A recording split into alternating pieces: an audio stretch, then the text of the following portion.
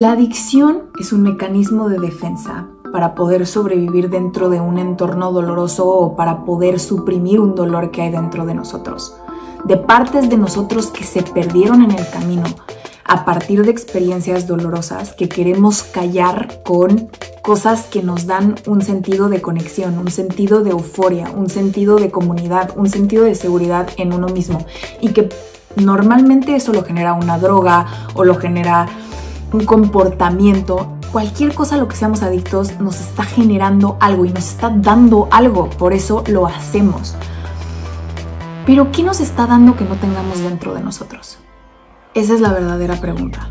La verdadera pregunta es ¿por qué no está dentro de nosotros y por qué lo tenemos que jalar de algo externo? El verdadero tratamiento para la adicción es el regreso a uno mismo, el regresar a ti. Y ustedes se preguntarán, ¿cómo regreso a mí?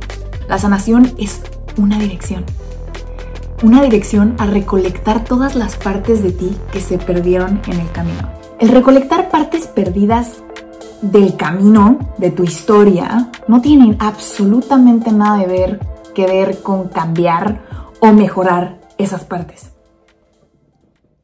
Hola, cosa bella. Hola, cosa preciosa que me está viendo ahí en casita.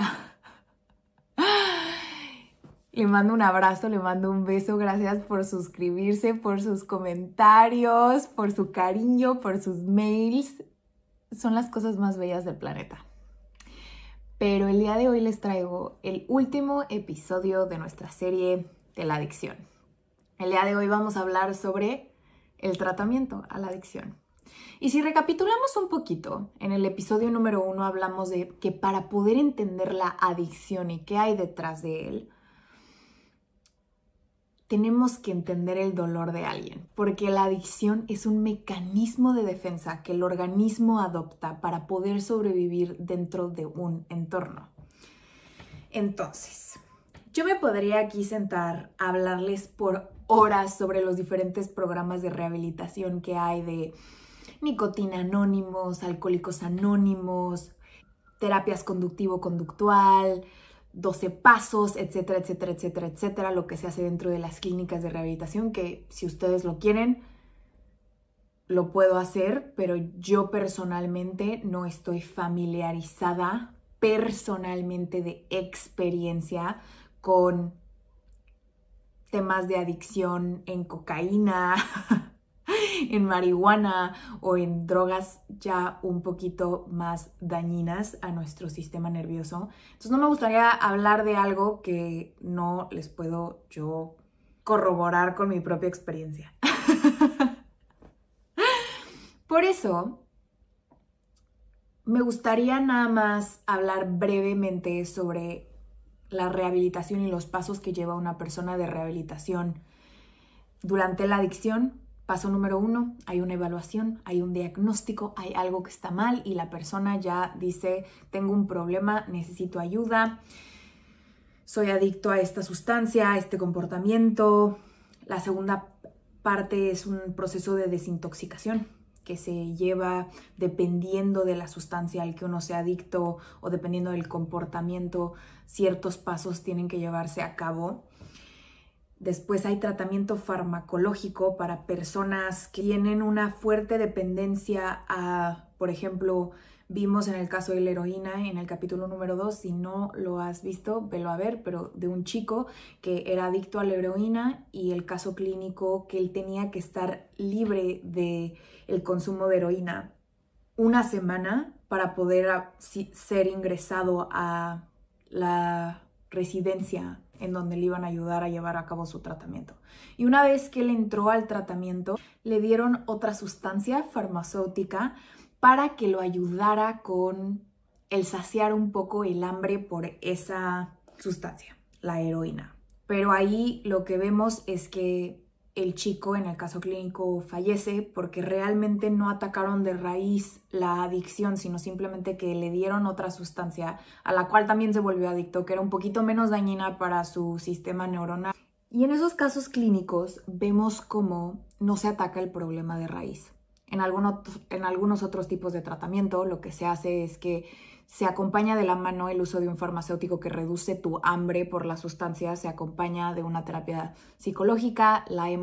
Hemos visto los diferentes tipos de terapia psicológica en el capítulo de si necesito terapia o no, pero los repito brevemente para el propósito de este capítulo. Puede ser terapia conductivo-conductual, la terapia de aceptación y compromiso o terapia interpersonal psicodinámica. Otro tipo de tratamientos es el apoyo en grupos como AA, como los que acabo de mencionar, en el que se apoyan mutuamente y en ese grupo no es realmente como una terapia clínica en sí, simplemente hacen un círculo las personas y cuentan sus diferentes experiencias para poder apoyarse en el camino y, ya sabes, darse palabras de afirmación y el soporte emocional que una persona puede lograr encontrar dentro de una comunidad y dentro de la conexión con otros, que los ayuda a mantenerse en compromiso a sí mismo y a su bienestar y a mantenerse libre de esa sustancia o libre de ese comportamiento.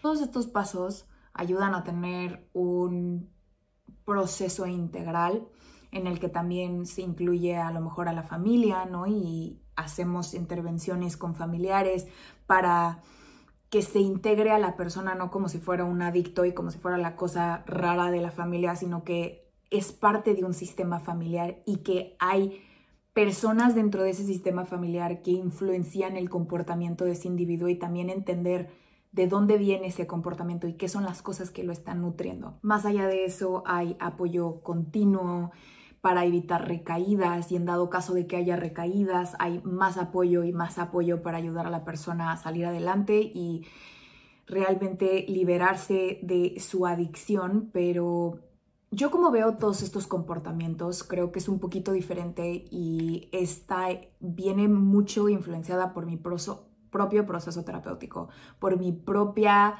personalidad altamente adictiva a el alcohol, a el deporte, a otras cosas que realmente me ha ayudado un poquito a estar un poquito más en paz conmigo, y viene de todo ese proceso interno que yo tuve que llevar a cabo para entender de dónde venía mi adicción.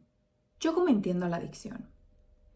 La adicción, como lo mencioné al principio de este episodio, es un mecanismo de defensa para poder sobrevivir dentro de un entorno doloroso o para poder suprimir un dolor que hay dentro de nosotros, de partes de nosotros que se perdieron en el camino a partir de experiencias dolorosas que queremos callar con cosas que nos dan un sentido de conexión, un sentido de euforia, un sentido de comunidad, un sentido de seguridad en uno mismo, y que normalmente eso lo genera una droga o lo genera un comportamiento. Siempre, cualquier cosa a lo que seamos adictos nos está generando algo y nos está dando algo, por eso lo hacemos. Pero ¿qué nos está dando que no tengamos dentro de nosotros? Esa es la verdadera pregunta. La verdadera pregunta es ¿por qué no está dentro de nosotros y por qué lo tenemos que jalar de algo externo?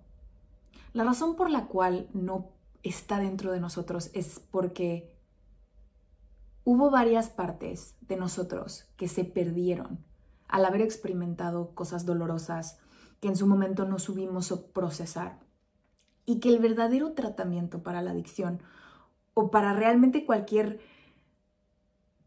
tipo de enfermedad mental, me atrevería a decir, es el regreso a uno mismo, el regresar a ti. Y ustedes se preguntarán, ¿cómo regreso a mí? ¿Qué es el lugar correcto y cómo encuentro el lugar correcto dentro de mí mismo? Para poder embarcar en un proceso de sanación o en un proceso de el regreso a mí, tenemos que empezar por definir qué es sanación o qué es ese regresar a mí, cómo sé que estoy en mí. Primero que nada, me gustaría empezar por definir que la sanación es un movimiento continuo hacia tu totalidad, hacia tu integridad. Realmente aquí no estamos hablando sobre un despertar espiritual o nirvana o la iluminación. Estamos hablando de que la sanación es una dirección que es continua y es para siempre. Y es un movimiento en una dirección, no es un punto en el mapa, no es un destino. La sanación es una dirección una dirección a recolectar todas las partes de ti que se perdieron en el camino. La sanación, más allá de ser un sinónimo de autoayuda, yo diría que es un sinónimo de autorrecuperación, en el que vas a hacerte de la tarea de ir a buscar todas esas partes de ti que se perdieron en el camino a partir de todas esas experiencias dolorosas que en su momento no pudiste procesar. No tenías la capacidad ni la madurez neuronal para procesarlas. No estabas en un ambiente seguro para poder procesarlas y realmente tu sistema se estaba enfocando en sobrevivir, pero que jalan hilos de por vida y que es lo que hace que no te puedas sentir en paz, que es lo que hace que tengas esa adicción al pan dulce, a el no poder comer bien, a el no poder cuidarte, a el alcohol, a las drogas, a el ejercicio y nunca poder estar en paz o siempre tener que estar haciendo algo porque dentro de ti hay algo que no te deja estar contigo, estar dentro de ti. Y aquí es en donde hago el énfasis. El recolectar partes perdidas del camino, de tu historia, no tienen absolutamente nada que ver con cambiar o mejorar esas partes. Tiene que ver con ver lo que ya estaba ahí inicialmente. A ver todas esas partes de nosotros que no queremos ver o que realmente ni siquiera sabemos conscientemente que están ahí, pero nuestra parte irracional saben que están ahí. Integrarlas hacia quiénes somos hoy, uno a uno, uno a uno. Nunca desde el punto de vista de querer cambiar o querer mejorar. Yo siempre creo que el cambio más genuino, más puro y más sustentable es aquel que viene desde la aceptación de dónde estoy parado. Porque solo entendiendo perfectamente en dónde estoy parado, puedo asesorar a dónde quiero ir y qué es lo que realmente necesito para llegar ahí. El primer paso para la sanación, para el regreso a uno mismo, es entender que no estamos dentro de nosotros aún. ¿Por qué? Porque hay mucho dolor y el reconocimiento de nuestro propio sufrimiento. Yo diría que ese es el paso más importante, saber que estamos sufriendo y que hay algo que duele y que por eso que duele no podemos estar dentro de nosotros.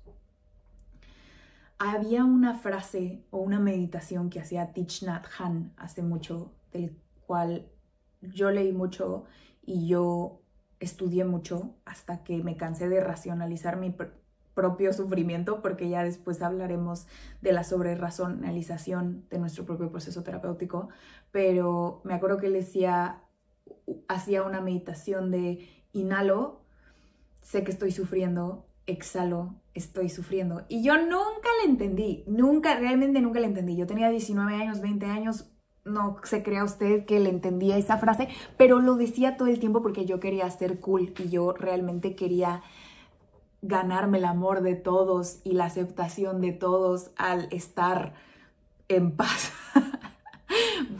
Básicamente fingiendo algo súper poco auténtico a mí, pero después de unos años entendí que el hacer esa frase y repetir esa frase era un reconocimiento y hacerle espacio a lo que ya había dentro. Y había partes de mí que se resistían a sentarme dentro de ese profundo dolor. Y que yo cuando decía la frase, pero me siento bien, solo porque mi sistema nervioso está regulado y me paré a las 5 de la mañana y corrí 30 kilómetros antes de empezar mi día y me enfoco en mis metas y utilizo mi agenda del día como para distraerme de mi dolor del cuerpo, ¿no?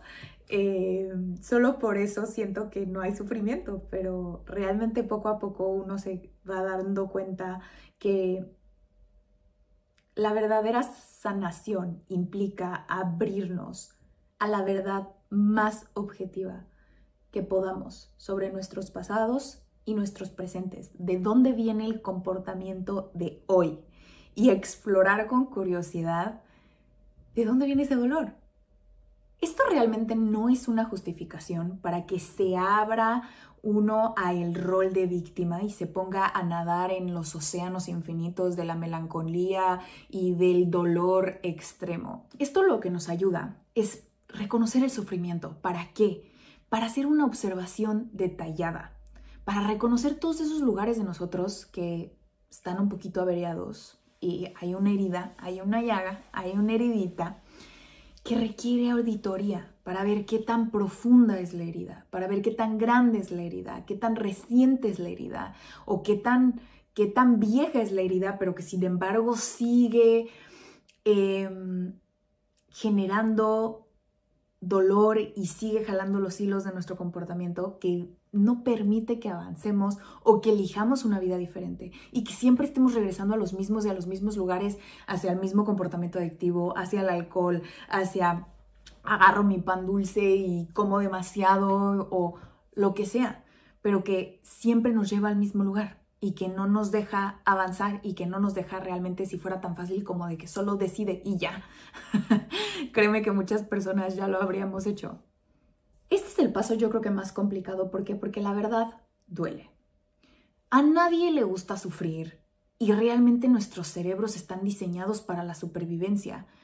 Y con los años y con tantas comodidades y con tantas facilidades y con tantas eficiencias que ha desarrollado la tecnología, nos hemos vuelto un poquito consentidos. Y no solo consentidos, sino que queremos evitar a toda costa el desconfort y el dolor. Entonces por eso le huimos y le huimos y le huimos y vamos corriendo y realmente no queremos experimentar ningún tipo de dolor. Pero la vida siempre tiene una manera súper graciosa de hacernos repetir cualquier experiencia que no hayamos entendido o que no hayamos procesado aún, y nos pone experiencias que nos vuelven a meter el dedo a la llaga, nos vuelven a abrir la herida. Y por más que queramos huir de ese dolor y por más que queramos agarrar el alcoholito y agarrar el pancito dulce y agarrar a el novio, ¿no? Que el novio no me deje, que no me deje, que no me deje, que no me deje, el sufrimiento siempre va a tocar nuestra puerta hasta que no lo podamos ver de frente. Vamos a hacer todo lo que tengamos que hacer antes de sentir nuestro dolor. Y por eso caemos en esta trampa de racionalizar nuestro proceso terapéutico. Es que yo entiendo que esto viene de esto. Es que mi mamá era así y por eso yo soy así. Y el tener un entendimiento racional del de dónde vienes no quiere decir que hayas procesado el dónde vienes. Es muy diferente el saber algo racionalmente a el haber procesado una experiencia. Y ahí es donde yo sí he visto constantemente que está el error en varios procesos y en varios viajes al regreso a uno mismo. Y no le diría tanto error, pero diría es algo que si a mí me hubieran advertido que podría haber pasado, a lo mejor y no me hubiera quedado tanto tiempo en el paso 1.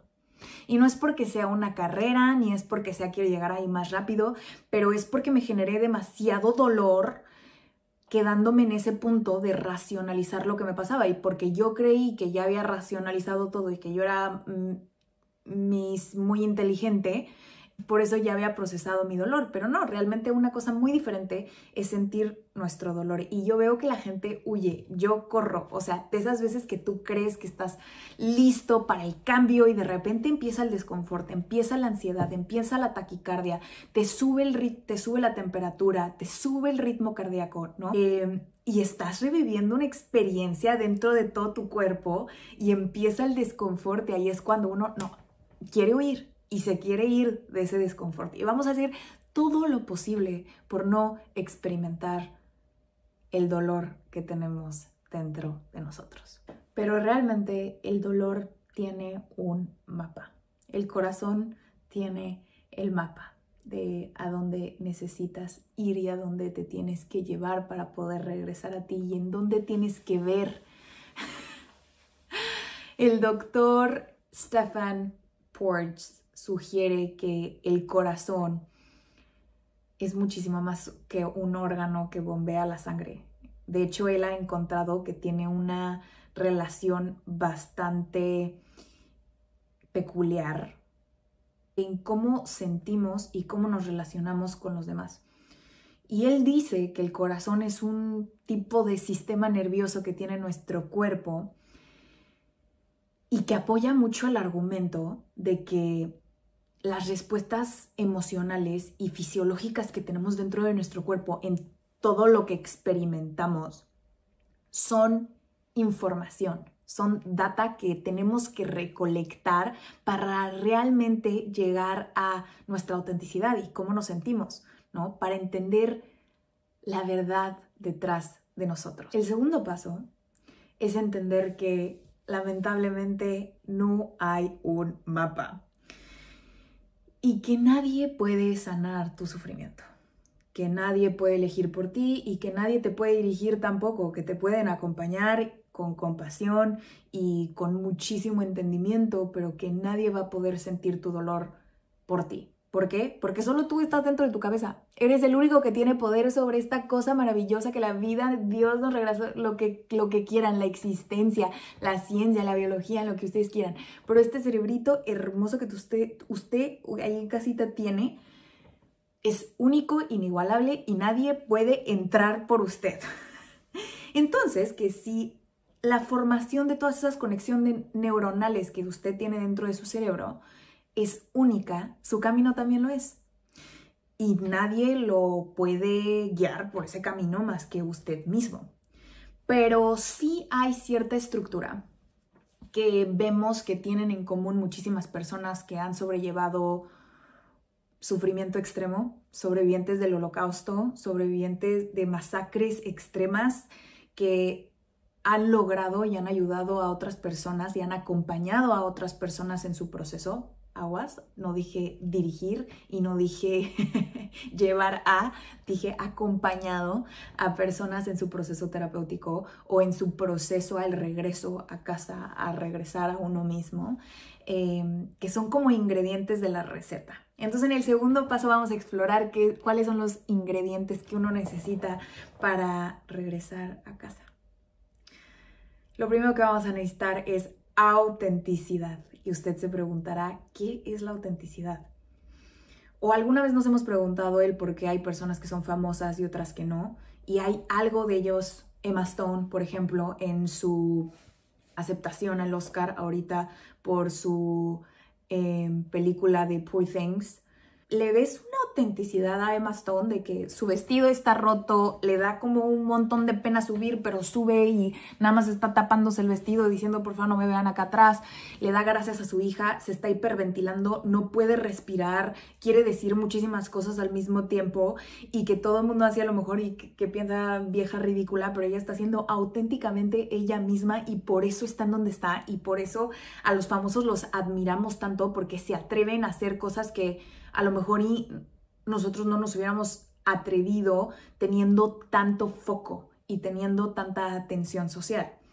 La autenticidad es súper difícil de definir porque más que nada es una experiencia, es estar muy en contacto con qué es lo que realmente quieres en todo momento. No me gusta que me toquen hacia el pelo, no me gusta el pan con semillas, no me gustan las pasas no me gustan, ¿no? Y decir, no, gracias, no quiero pasas. La autenticidad es más que nada una experiencia que solo se reconoce cuando se experimenta, cuando realmente uno vive alineado con sus receptores internos de lo que le está diciendo el cuerpo de no, ahí no es, o sí, ahí sí es, ¿no? Y lo puede expresar y lo puede comunicar con cómo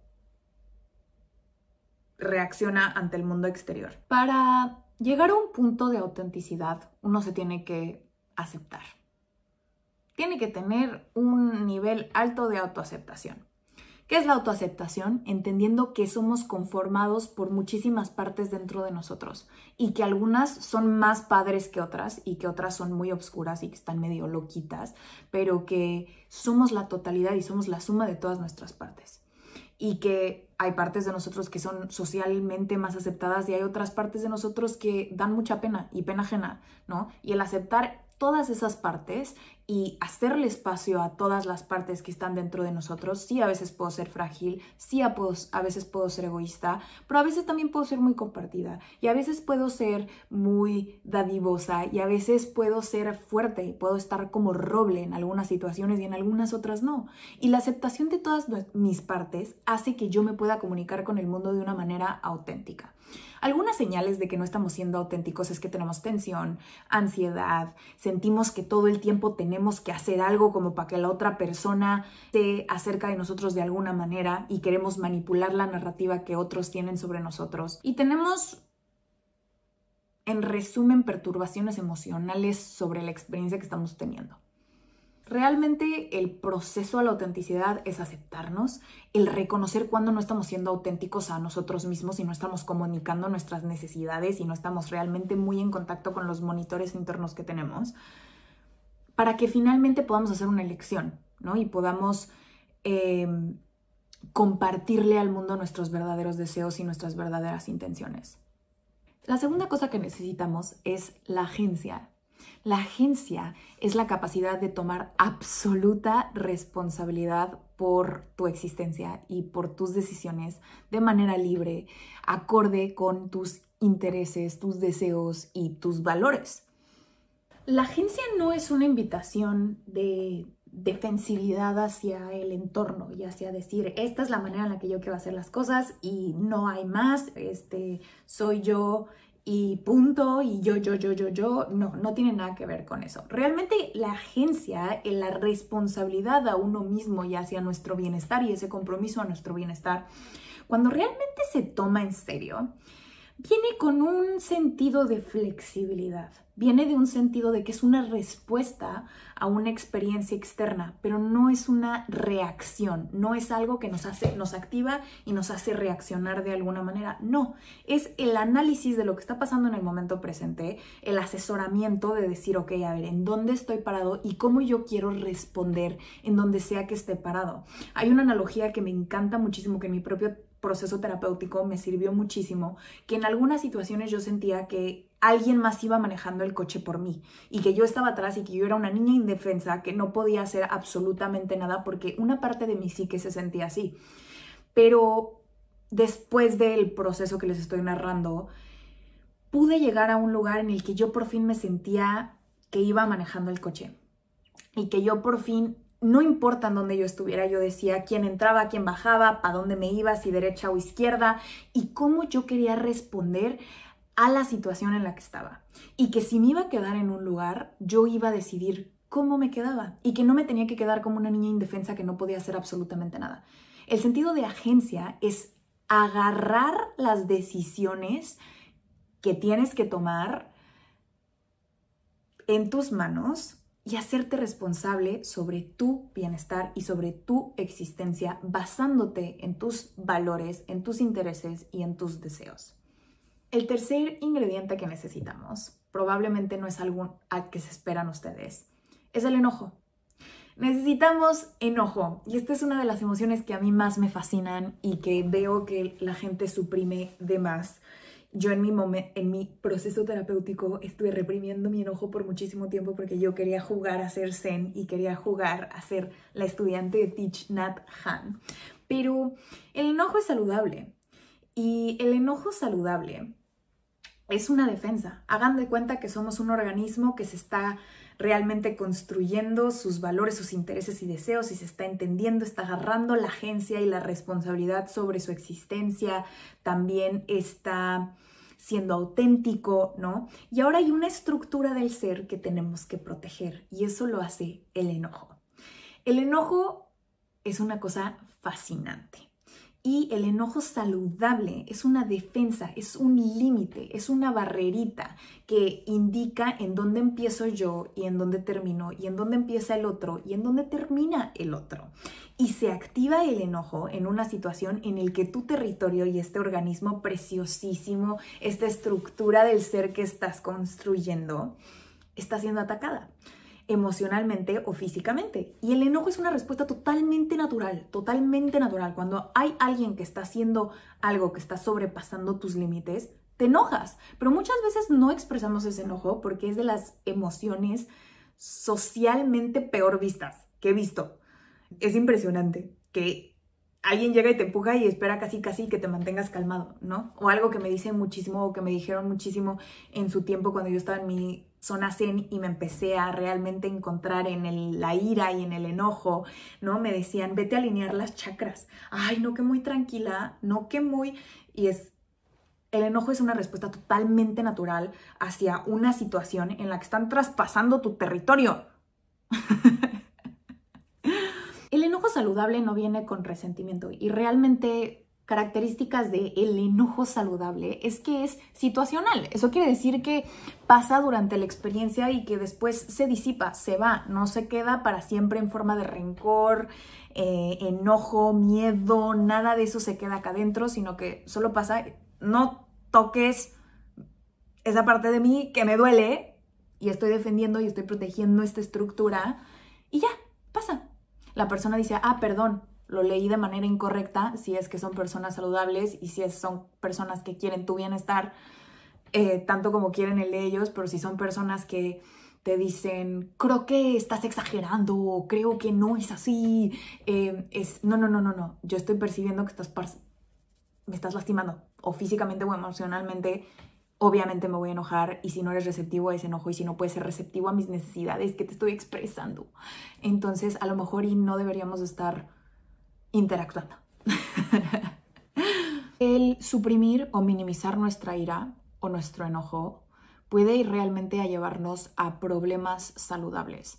En algunos casos se ha visto ligado la represión emocional con casos de fibromialgia y otras enfermedades que provienen del haber reprimido un enojo. Les voy a dejar los estudios en la cajita para los nerds que quieran ver eso, que a mí me pareció fascinante.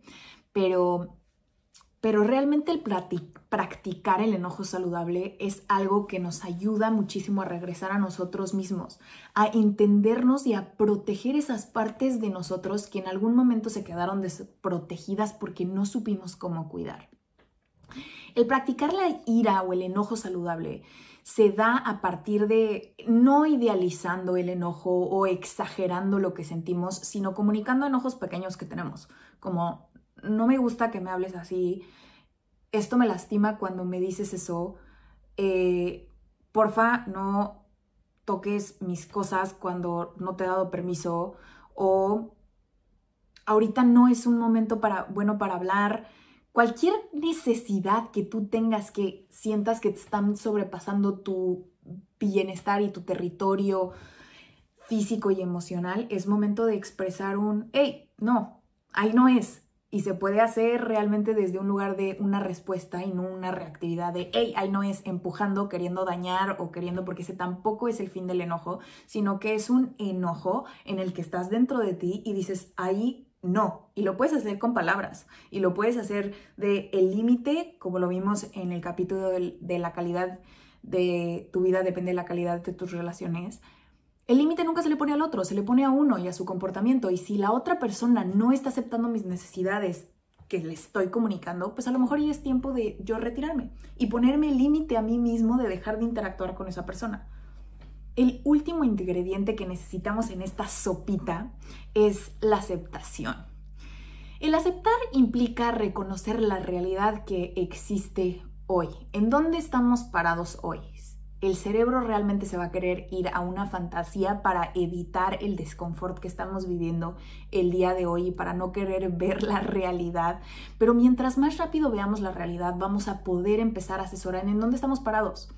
Y realmente qué es lo que tenemos que hacer y cuáles son los pasos y la dirección en la que nos tenemos que empezar a mover y a llevar nuestro proceso evolutivo para poder estar enfrente en el coche manejando y que no te esté llevando la vida atrás y tú no sepas ni a dónde ir. Y solo el aceptar la realidad, sin fantasías, sin pensamiento mágico, sin querer minimizar tu enojo, sin querer minimizar tus emociones o sin querer minimizar lo que eres hoy, a dónde te has llevado hoy, ¿no? Y aceptar de repente si nos equivocamos y de repente si me doy cuenta que mi vida es producto de todas mis decisiones y a lo mejor y todas mis decisiones pasadas no han sido las mejores que me llevaron hasta este punto y me llevaron a esta situación que no quiero estar, pero realmente el entender que el momento presente y dónde estamos hoy y aceptarlo sin querer cambiar, sin resistirnos y ver las cosas como son, es gran parte del proceso. El aceptar el momento presente, aquí donde estamos, el lugar en el que nos encontramos internamente, ansiosos, no ansiosos, enojados, no enojados, tristes, no tristes, rechazados, abandonados, desprotegidos, frágiles o fuertes o narcisistas o arrogantes o egocéntricos, sin querer empujar y sin querer hacer nada, hace realmente el proceso un poquito más ameno, en el que nos ayuda a tener una aceptación integral. Y se extiende a todas las experiencias, incluso a las negativas, a las que no son tan placenteras o a las placenteras, y que nos permite estar siempre dentro de nosotros, esté pasando lo que esté pasando afuera y esté pasando lo que esté pasando adentro. Aquí quiero hacer realmente un énfasis en que la aceptación no es una tolerancia. Cuando yo empecé en mi zona zen y cuando yo decía inhalo, exhalo, esta es una experiencia que va a pasar, yo estaba tolerando cosas que para mí en estos momentos son intolerables y que realmente no tenemos que confundir el aceptar una experiencia con tolerar sufrimiento y tolerar un daño que nos está haciendo el entorno o que nos está haciendo una persona dentro ahí, o que tolerar el no estar bien con nosotros mismos. La aceptación no es tolerar. La aceptación es comprometerse con la realidad de una manera honesta y de la manera más objetiva que podamos en el momento en el que podamos, porque no siempre podemos ser objetivos al asesorar un proceso interno, pero lo que sí podemos hacer es observar. Cuando no podemos ser objetivos, observamos a ver qué es lo que está pasando. El simple hecho de observar lo que sí hay y comprometernos con la realidad va a hacer que podamos estar en nosotros. En contraste, la tolerancia y el estarte guardando lo que sientes, no siendo auténtico a ti mismo, lo único que hace es reforzar esas heridas que están adentro y están reforzando el que te tienes que borrar para poder interactuar en un entorno, y que tú eres el que se tiene que achicar y que tú eres demasiado y que mejor que te lleven a ti porque no quieres ocupar mucho espacio, no quieres generar problema, y te lleva a dañarte aún más y a hacer la llaga un poquito más grande y la herida un poquito más grande de lo que inicialmente era.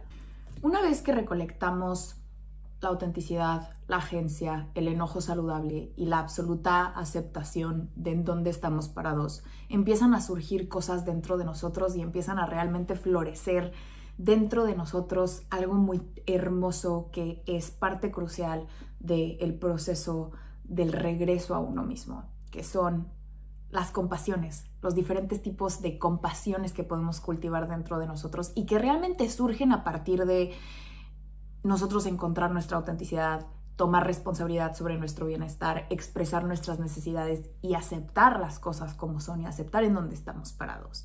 Y que realmente es un derivado de ejercer esas 4 cosas y esos 4 ingredientes que nos regresan a nosotros en todo momento.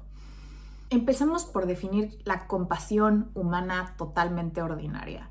La compasión se entiende como sufrir con alguien. Es tener esta capacidad empática de sufrir con el otro.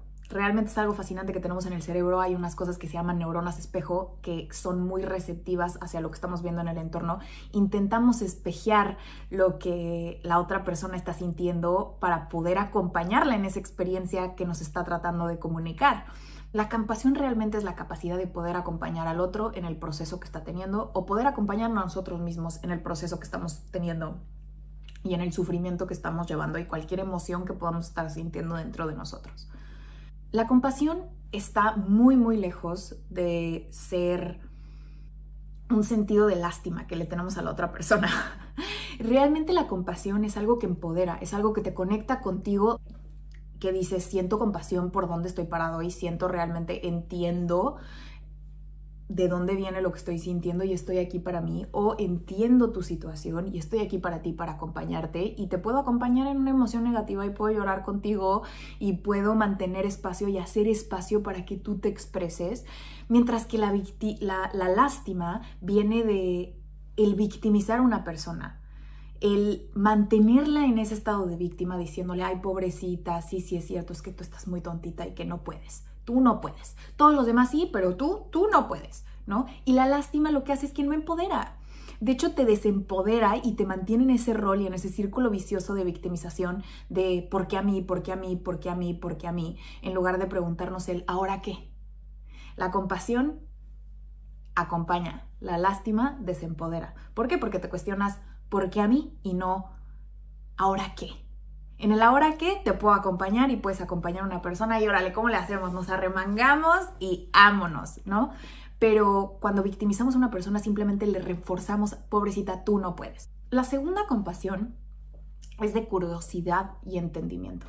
El vernos a nosotros mismos con muchísima curiosidad, intentando entender que todo tiene una razón de ser y que hay heridas dentro de nosotros que aunque no son nuestra responsabilidad, tenemos que hacernos a la tarea de entender con mucha curiosidad, intentar entender sin juicio y poder ver las cosas sin querer cambiarlas y sin querer realmente modificarlas luego y decir no quiero quitar esto, no, sino entender de dónde vienen y entender su profundidad y entender realmente de qué se nutren.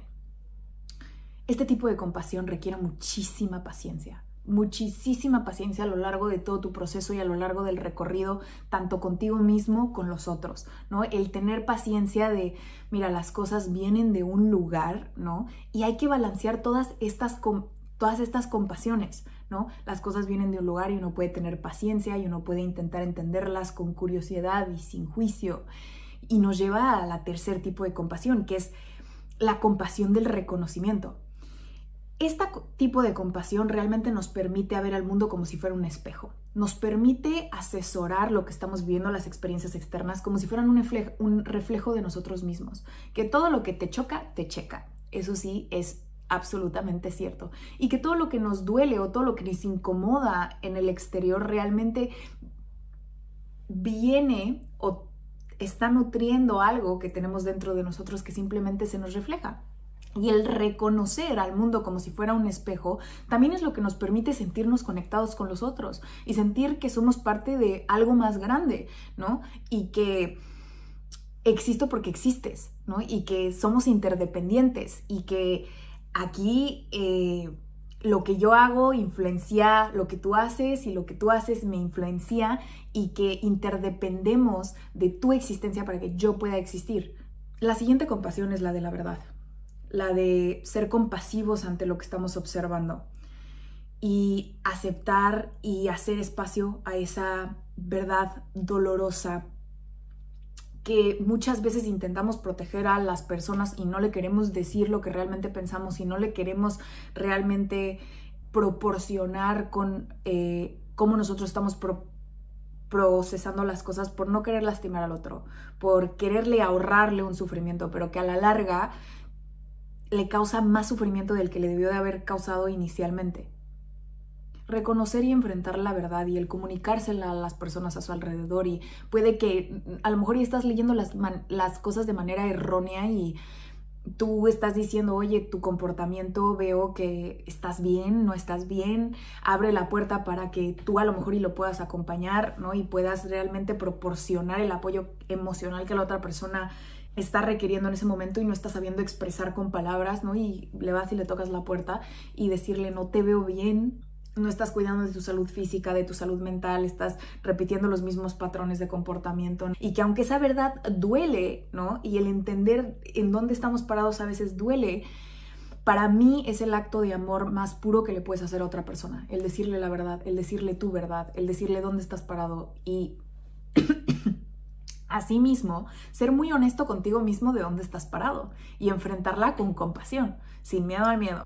La última compasión es la compasión de la posibilidad y se puede confundir un poco con pensamiento mágico porque realmente La compasión de la posibilidad se puede confundir un poco con el pensamiento mágico, porque es intentar ver algo que no está ahí, pero no es lo que intentamos hacer con esta compasión. Simplemente lo que hacemos es que abrimos la puerta a que puede existir un cambio y que, como son las cosas ahorita, puede que cambien y que las condiciones actuales no tienen que dictar nuestra experiencia de por vida y que podemos cambiar si así nos decidimos hacerlo y que la otra persona puede cambiar si en su momento lo decide hacerlo.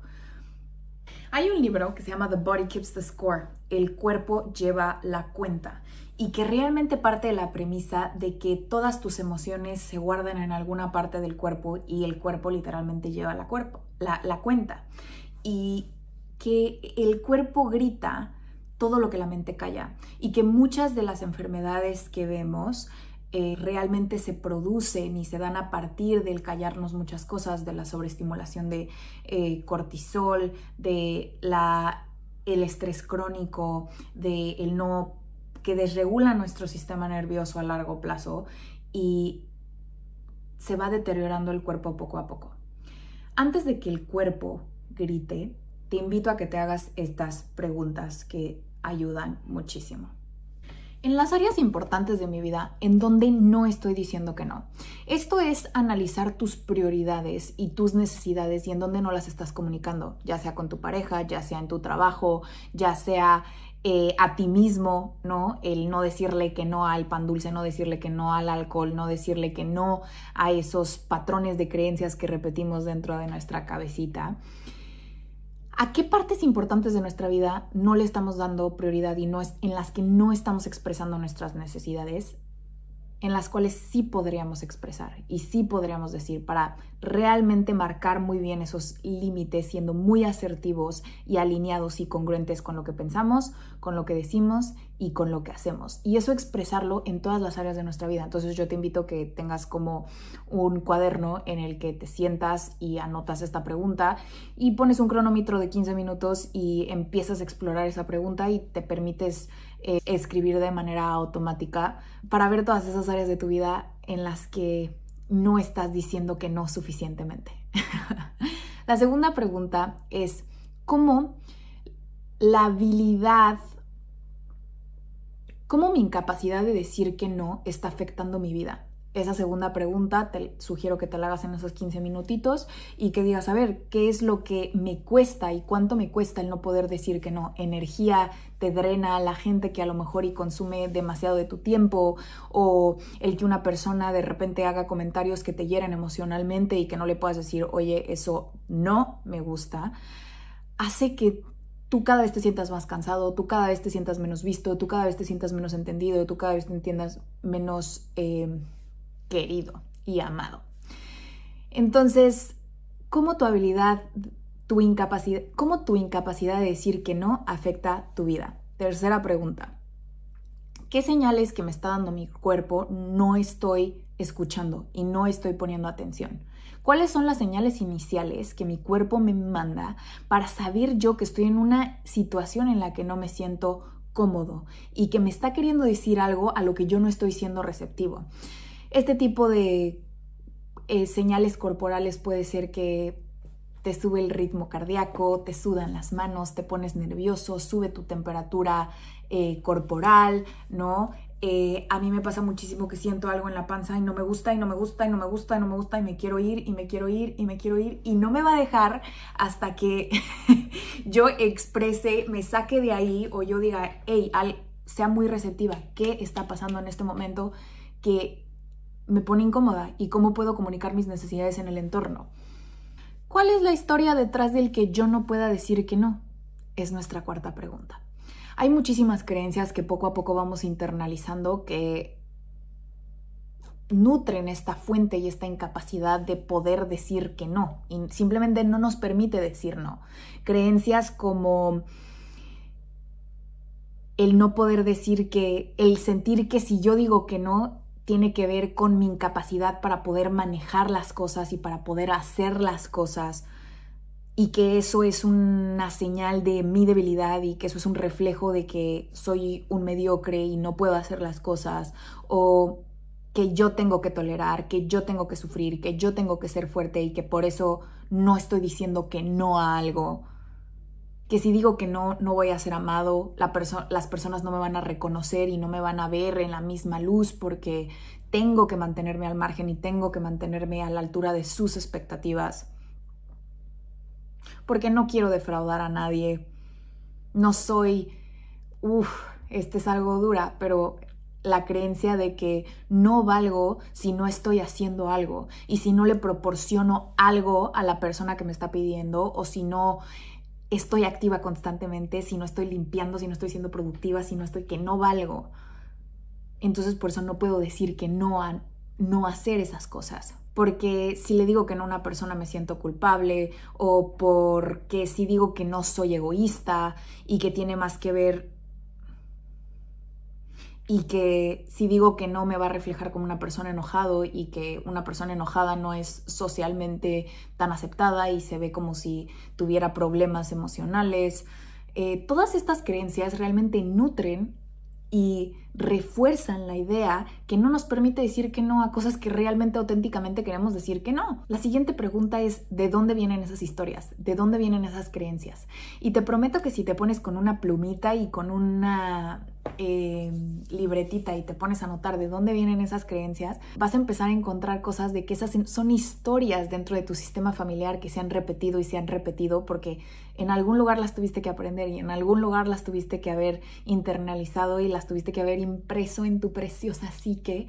Y que realmente nada más es entender de dónde vienen, y que una vez que uno entiende de dónde viene dice: se me conectó, de que me empezó a girar la piedra.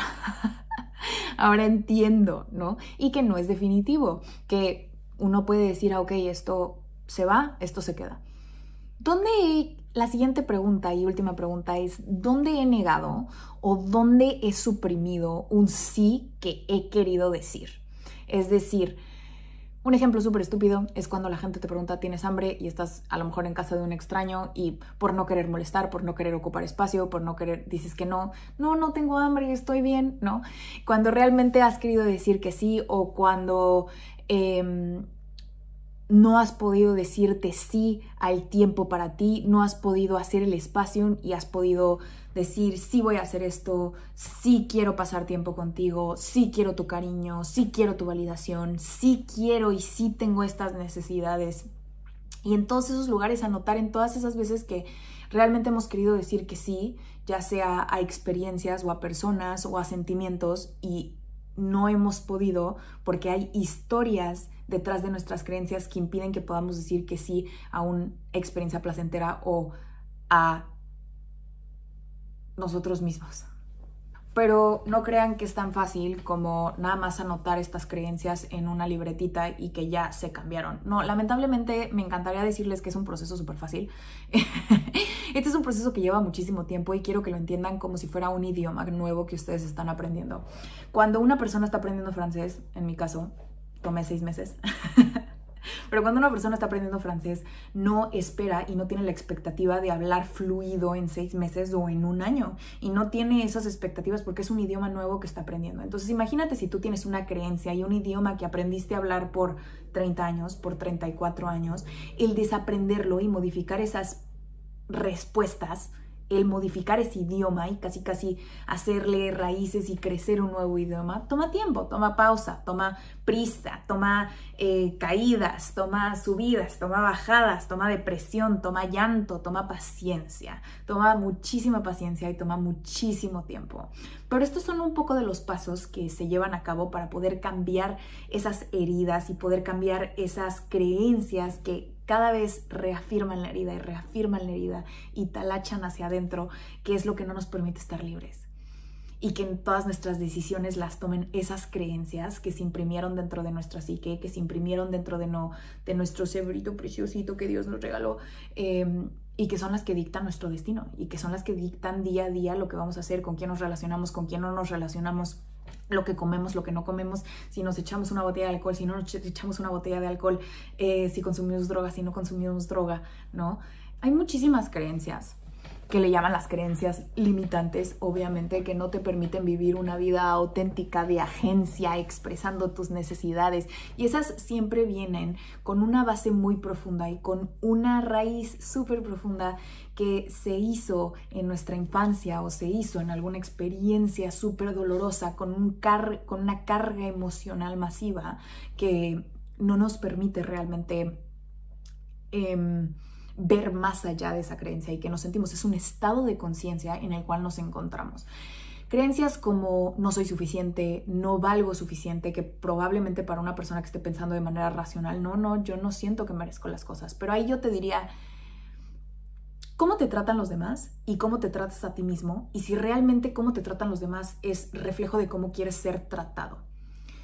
Si tú quieres ser tratado de una manera diferente, pero estás siendo tratado como no te gustaría ser tratado y como no tratarías a una persona que no te cae bien, el cómo estás siendo tratado siempre va a ser reflejo del autoconcepto que tú tienes. ¿Cómo permites que los demás te traten? Las experiencias que te permites tener y a las experiencias a las que les dices que sí son reflejo del autoconcepto que tienes de ti mismo. Lo que crees que te mereces y lo que crees que no te mereces, ¿no? El no poder realmente tener relaciones sanas viene mucho de esta creencia que está muy profunda, internalizada, de que no somos suficientes y no merecemos ser vistos y entendidos, escuchados en la manera en la que nosotros queremos hacer. El doctor Jeffrey Schwartz hizo este modelo de pasitos que se necesitan para realmente ir desmenuzando las creencias limitantes. Para reprogramar creencias limitantes se necesitan 5 pasitos. Lo primero es que tenemos que reetiquetar. El que pienses que no eres suficiente no es una realidad. Reetiquetamos ese pensamiento como una creencia que tienes, de tantas que tienes. Es simplemente una creencia más. Desde ese punto realmente podemos ir al punto número 2, que es reatribuir. El entender que estas creencias son parte de tu historia y son parte de esas experiencias del pasado que no son definitivas y que no son reflejo de tu realidad actual y que aunque puede que jalen los hilos y que puede que dicten algunos de tu comportamiento, son creencias que se fabricaron en el pasado y que por ende no tienen que tener ningún poder en el momento actual si tú así lo decides. El tercer paso es reenfocarse. Este tipo de creencias realmente tienen una reactividad ante las experiencias. Cuando una persona se siente rechazada o se siente abandonada, luego uno quiere activarse y quiere reaccionar en lugar de responder. El hacer cosas como el meditar, como salirse a correr, como estirar, como un baño caliente, todas estas cosas que regeneran y realmente activan nuestro sistema parasimpático para que dejemos de estar en esta sensación de fight or flight, lo que hacen es que nos ayuden a reenfocar y a trazar la respuesta automática que tenemos. Cuando nosotros retrasamos esa respuesta automática que tenemos un shot, una oportunidad a actuar diferente y a responder diferente a una situación en la que normalmente hubiéramos actuado muy agresivo o muy triste, hubiéramos reactivado esos sistemas que quieren pelear y que quieren realmente herir al otro o herirnos a nosotros mismos y dejarnos llevar por el impulso. La cuarta cosa es realmente reevaluar. Para que tú te comprometas a ese cambio de creencias, te tienes que dar cuenta el daño que te han hecho. Realmente centrarte y sentirte dentro del dolor que te han generado todas esas experiencias que han sido causadas por esas creencias de que no eres suficiente, de que todos te abandonan, de que nadie te va a querer, y sí, estoy mencionando las que yo tenía, de que todos los hombres son iguales, de que todos los hombres mienten, etcétera. Cuando yo me siento dentro del dolor de las experiencias que se me ha generado por vivir esas cosas, por no poder decir que no, por no poder defenderme, por no poder sentir que yo era suficiente, por no poder expresar una necesidad, realmente me comprometo a esto se cambia porque se cambia y porque creo que merezco algo mejor y porque creo que merezco algo diferente. Y es esta fe de querer que el cambio existe. El analizar los resultados negativos y las experiencias negativas y el traerlas a la mente es lo que realmente nos da combustible para que nos mantengamos comprometidos a el cambio, a la esperanza de que merecemos algo diferente, de que merecemos un amor bonito y que a lo mejor y no sabemos cómo tenerlo ahorita, pero que podemos aprender sin prisa y sin pausa a construirlo primero dentro de nosotros y después afuera, lo cual me lleva a la quinta cosa que necesitamos y es el recrear la narrativa, poder decirnos una creencia y sustituir esa creencia a través de experiencias nuevas que podamos ir teniendo al dejar de elegir experiencias que son guiadas por esas creencias limitantes y poder tomar decisiones diferentes que a lo mejor y son creadas por creencias alternativas que a lo mejor y puede que todavía no sean en su totalidad sanas, pero que a lo mejor y sean un poquito menos tóxicas a las otras, hace que nosotros tengamos la capacidad de recrear la narrativa y realmente de crear una nueva identidad basándose en los valores que tenemos hoy, en los intereses que tenemos hoy y ya decir, ok, el pasado y el pasado me sirve para entenderme en dónde estoy parado, pero que el pasado no tiene que dictar a dónde voy. Durante todo este proceso hay varias cosas que son súper importantes. Uno es el compromiso al bienestar a uno mismo, al realmente comprometerse profundamente con merezco algo mejor.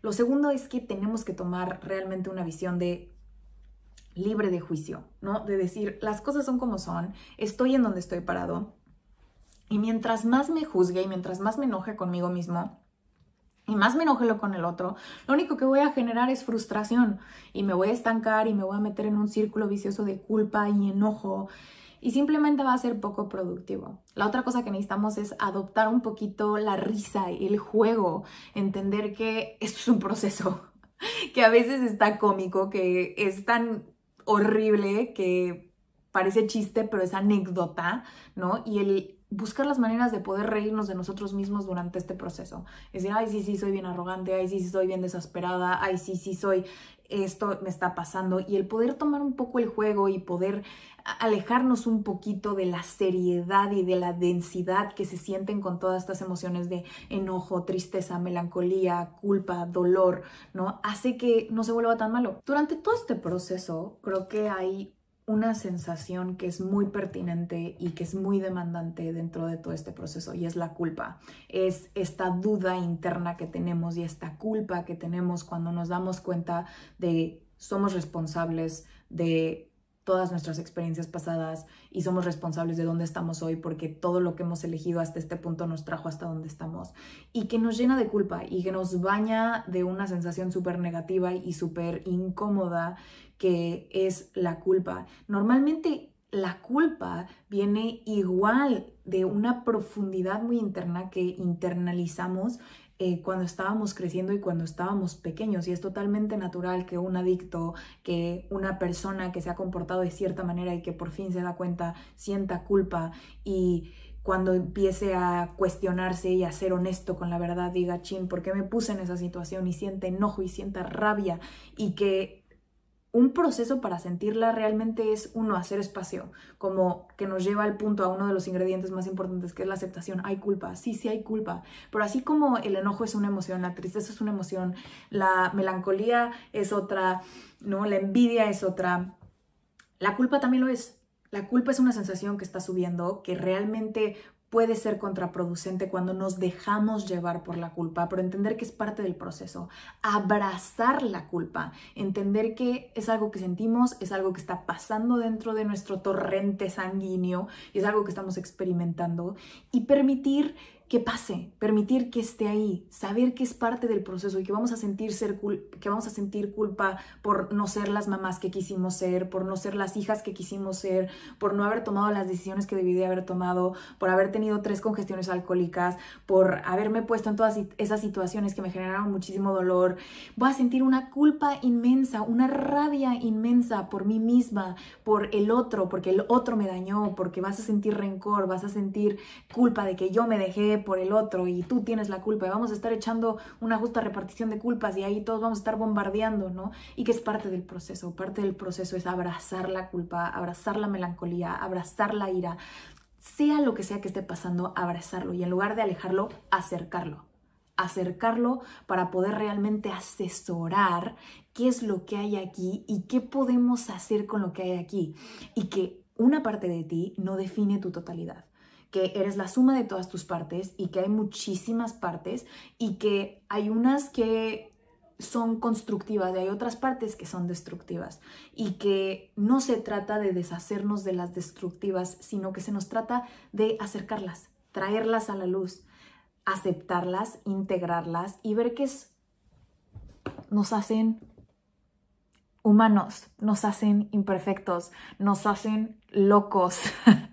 Y el entender realmente nos lleva al entendimiento absoluto de nuestra locura para poder comunicarle al otro qué tan loco estoy, para ver si la locura del otro es compatible con mi locura y realmente poder movernos en el mundo con un grado de autenticidad y con un grado de amor por mí mismo y amor por la vida y placer por vivir y placer por la existencia. Y yo sé que esto es muy diferente a lo que usted se esperaba por la explicación del tratamiento de la adicción.